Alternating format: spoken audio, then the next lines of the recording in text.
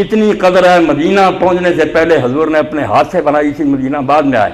اس کے بارے میں فرمایا کہ جو مدینہ سے وضو کرے اور مسجد قباء جائے اور 2 رکعت نماز پڑھے، اللہ تعالیٰ اس کو عمرہ کا ثواب دے گا۔ عمرہ کے لیے ہم کتنا تڑپتے ہیں، فرمایا میری اس مسجد میں میرے ہاتھوں سے بنی ہے، جو 2 رکعت پڑھ کر آئے گا، مدینہ سے وضو کر کے جائے، عمرہ کا ثواب۔ اس لیے قباء غنیمت سمجھیں۔ جو رسول کریم علیہ السلام کے ساتھی ہیں، حضور کی بیویاں، امت کی مائیں، بیٹیاں ہیں، سارے دفن ہیں بقیع میں۔ عورتوں کو تو اندر نہیں جانے دیتے، باہر سے دعا کرنے۔ آپ لوگ جب کھلتے قبرستان جائیں، سلام کہیں، ہاتھ اٹھا کر ان کے لیے دعا کریں۔ وہ سارے ہمارے محسن ہیں، ان کی برکت سے ہمیں سلام ملا۔ تو بقیع میں جائیں، اور ایک جو ہے کہ شہداء ہیں احد کے، کہ رسول کریم کے چچا ہیں، مصعب بن عمیر ہیں، کتنے نیک لوگ 70 جو دفن ہیں۔ اور حضور پاک صلی اللہ علیہ وسلم فرماتے تھے کہ ہمیں احد سے پیار ہے اور احد کو ہم سے پیار ہے۔ دیکھنے جاتے، بدر نہیں گئے، حالانکہ بدر میں فتح ہوئی تھی، کبھی نہیں گئے، مگر یہ شکست جو تھی، بظاہر ہار، شہادت، اس کو حضور نے بڑا پیارا جانا کہ جنہوں نے اللہ کی راہ میں سر کٹا لیے، یہ اصل میں کامیاب۔ وہاں جاتے تھے 70 شہیدوں پر، اس لیے شہداء احد کی زیارت کریں۔ مسجد قبلتین ہے، اس کو دیکھیں۔ یہ ہیں چند زیارتیں جو صحیح اور مستند ہیں۔ باقی مدینہ منورہ کا ذرہ ذرہ ہمارے لیے قابل احترام ہے۔ مکہ کا سارا میدان ہمارے سر پر رکھنے کے لائق۔ یہ اللہ کا گھر ہے، وہ اللہ کے رسول کا دربار ہے، اور اللہ رسول سے بڑھ کر کوئی شے نہیں مومن کے لیے۔ ہمارا سب کوئی لٹ جائے مگر اللہ کی محبت سینے میں لے کر چلے جائیں۔ میرے ذہن میں ہے کہ مولانا احمد رضا خان بریلوی رحمۃ اللہ علیہ نے فرمایا، بہت پیاری بات کہی، لحد میں عشق رخ شاہ کا داغ لے کے چلے۔ ہمارے پاس اور کوئی سامان نہیں قبر میں، مگر ایک پلے باندھ لیا کہ اپنے سینے پر داغ حضور کی محبت کا لگا لیا۔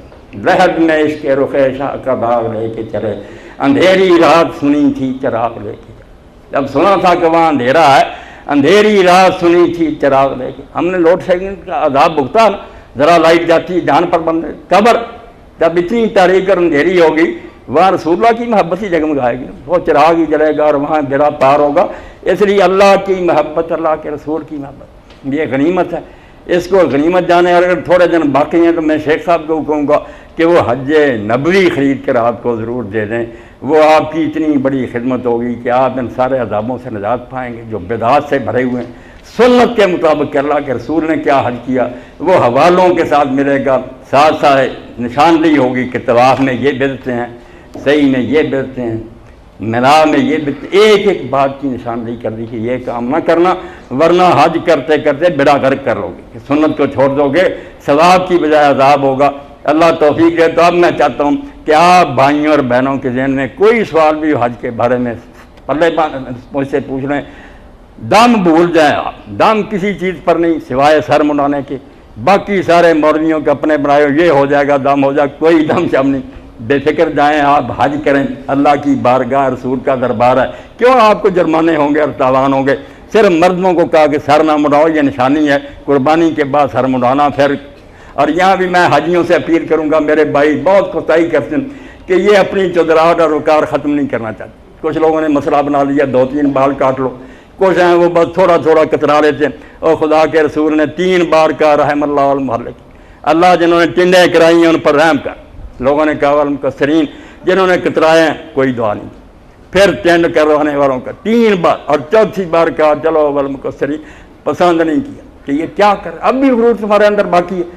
یہاں تو گھون مون ہو کر جاؤ، لوگ مذاق اڑائیں، ٹھٹھے کریں کہ وہی چودھری صاحب ہیں جن کے سر پر بودے ہوتے تھے، روڑ پھوڑ کیتا سوا مڑی مونتے سب کوڑ میں دا نام گالیا، حجام کے سامنے سر کر لیا کہ میری سرداری اب ذات ختم ہے، میں کیا ہوں، اللہ کا عاجز بندہ، مون دے میرا سر۔ اور اس وقت معمر ابن عبداللہ کتنا خوش قسمت تھا کہ اللہ کے رسول کا سر مون رہا، اس کا نام بھی زندہ ہو گیا معمر۔ تو حضور نے کہا معمر تیری خوش قسمتی کا بھی اندازہ ہے کہ رسول اللہ کا سر تیرے ہاتھ میں، تو اپنے اسرے سے پیغمبر کا سر مونڈ۔ اس لیے وہاں سر منڈانا، اس کو نہ چھوڑنا، خدا کے لیے کوئی نہ ہو کہ پھر بال ایسے ہی اور آپ آ جائیں، یہ قربانی دے دیں، وہاں یہ بال مون کر اللہ کی راہ میں پھینک دیں کہ یہی میرا وقار تھا، مگر میں نے یہ بھی اللہ مون کر تیرے حضور پیش کر دیے 3 بار۔ اور یہ بیویاں جو ان کو پریشان ہونے کی ضرورت نہیں، اپنے گھر میں جا کر کو کینچی ہے نا، اس سے معمولی جیسے پوٹا سارے بال اکٹھے کریں اتنا کاٹ لیں، آپ ہی کاٹ لیں۔ کچھ لوگ اپنی طرف سے جعلی کہتے ہیں کہ جب تک احرام ہے آپ نہیں کاٹ سکتی، دوسری جب تک احرام نہ کھولے کاٹ، کہاں سے لے لیا تم نے؟ احرام باندھنے والا آپ ہی اس طرح چلا سکتا کر لے. اب تو ختم ہو گیا, سلام کا موقع آ گیا, جیسے نماز سلام سے ختم ہوتی ہے, اب عمرہ اور حج تو ختم ہے, اب تو ختم کرنا ہے اس کو, وہ اپنے ہاتھ سے آپ ختم کر دیں, کوئی دوسرا حجام کر دے. تو ان جعلی چیزوں سے نجات پائیں آپ لوگ سارے, اور سفر کریں کھلے دل سے, خوش ہو کر کہ ہم اللہ کی بارگاہ میں جا رہے ہیں, کریم ہے, رسول کے دربار میں جا رہے ہیں, وہ بھی کریم ہے. دونوں کریموں سے ہمارا معاملہ ہے. اتنے عظیم اور کریم ہمیں کیسے خالی لوٹائیں گے؟ نہیں خالی لوٹائیں گے. بس آپ کی نیت صاف ہونی چاہیے کہ گناہوں کی معافی کے لیے جا رہے ہیں, اور پیغمبر خدا کا اسوہ اور نمونہ ہر وقت پوچھتے رہیں کہ اللہ کے رسول نے کیا کیا, اس طرح حج آپ کریں, پھر انشاءاللہ کامیابی ہے. وآخر دعوانا الحمدللہ رب العالمین. سوال اگر آپ کریں تو مجھے خوشی ہو, جو جی چاہے پوچھ کہہ دیں, چٹیں بھیجنی ہیں. ہاں بڑی اچھی بات.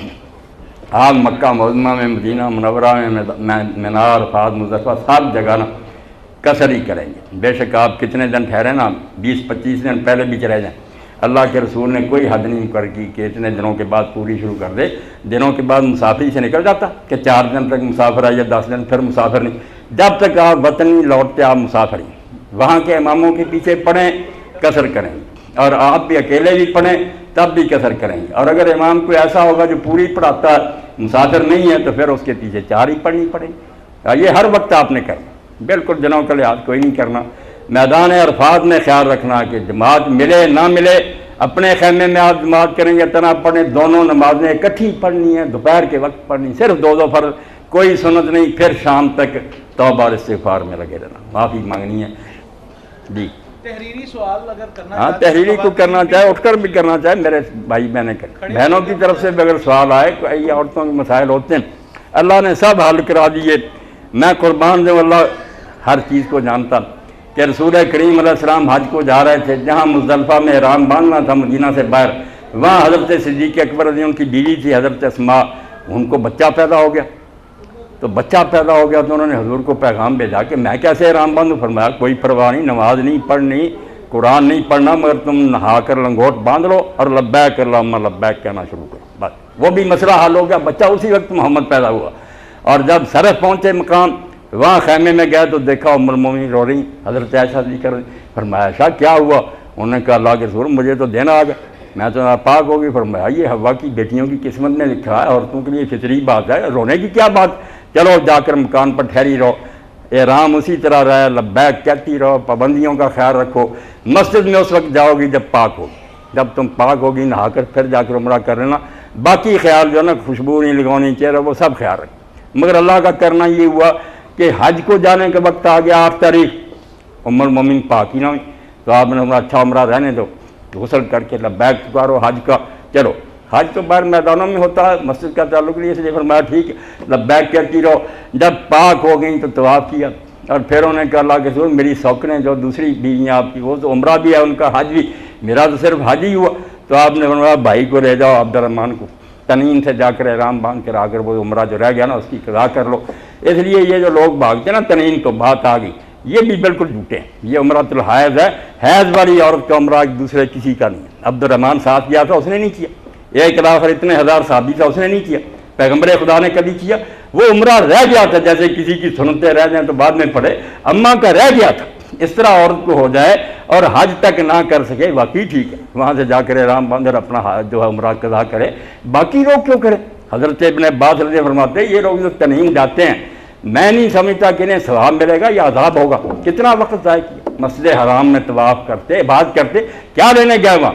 آپ کے لیے عمرہ صحیح صرف ایک ہی ہے کہ آپ جاتے وقت کریں, یا اللہ مدینہ منورہ لے جائے وہاں سے لوٹیں, پھر ٹھیک ہے. شہر سے باہر سے کوئی آدمی آ رہا ہو, سچ مچ عمرہ اس کا. یہ اٹھ کر باہر جانا اور آنا یہ ڈرامہ ہے, بالکل دین میں اس کا کوئی وجود نہیں.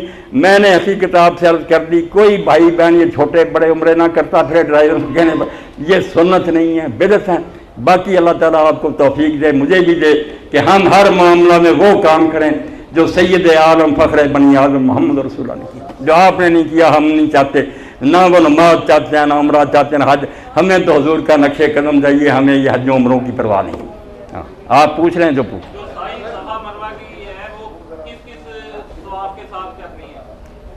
یہ ٹھیک ہے بات، بہت اچھی بات پوچھی میرے بھائی نے۔ ہم لوگ جو یہاں سے باہر سے جاتے ہیں نا، ہم ہیں آفاق